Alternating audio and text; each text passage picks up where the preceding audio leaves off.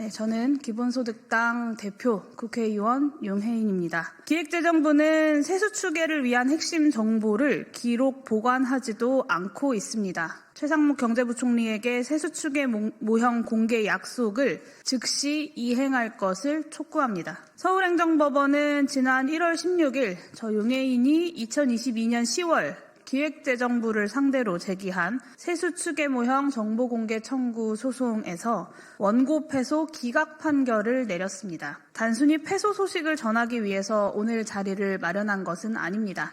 비록 패소는 했지만 법원은 피고 기획재정부가 세수추계에 필요한 핵심 정보를 기록, 관리, 보유하고 있지 않다는 사실을 확인해 주었습니다. 국세는 GDP 규모 세계 12위에 위치한 우리나라의 한 해 세입 예산에서 가장 큰 비중을 차지하는 항목입니다. 이를 추계하는 방법 및 관련 핵심 정보를 주무부처가 기록이나 보관하지 않고 있다는 사실을 법원이 이번에 확인해 준 것입니다. 이런 수준이니까 그동안 세수추계가 제대로 될 리 있었겠습니까? 제가 기재부에 공개를 요구했던 정보를 세분화하면 2017년부터 2022년까지 국세 세입 추계 모형의 각 세목의 수입 예상액을 도출하는 산식, 그리고 데이터셋, 세 번째로 산식에 들어가는 각 요소들, 특히 개수의 값, 네 번째 1, 2, 3항을 선택한 기준과 이유, 선택 절차, 그리고 이 기준, 이유, 선택 절차가 기록되었거나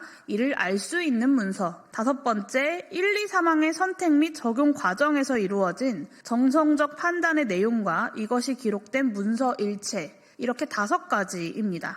서울행정법원은 이 가운데 네 번째와 다섯 번째 항목에 대해서 피고가 4항과 5항의 각 정보를 애당초 보유 관리하고 있지 않다고 주장하고 있고 피고가 위 정보를 보유 관리하고 있음을 인정할 만한 근거가 없다고 판시했습니다. 공개 청구한 정보 중에 어느 하나라도 빠진다면 기재부가 세수를 추계한 정확한 방법을 확인하는 것이 불가능합니다. 기획재정부가 정말로 4항과 5항 정보를 보유하고 있지 않은지는 의심스럽고 오직 기재부만 알 수 있는 해당 정보의 존부에 관한 입증 책임을 원고에게 지운 상태로 기각 판결을 내린 서울행정법원의 판단도 납득하기가 어렵습니다. 결과적으로 앞으로 추가 정보 공개 소송을 통해서 4항과 5항의 정보를 기록 보관하지 않고 있다는 기재부의 주장을 반박하는 것은 사실상 불가능합니다. 제가 2심 항소를 포기한 것도 이로 인해서 소송의 계속 진행에 실익이 크지 않다고 판단했기 때문입니다. 세수 추계 방법에 대한 기재부의 완고한 이 비공개주의는 단순히 세수추계에 무능하다는 비판을 넘어서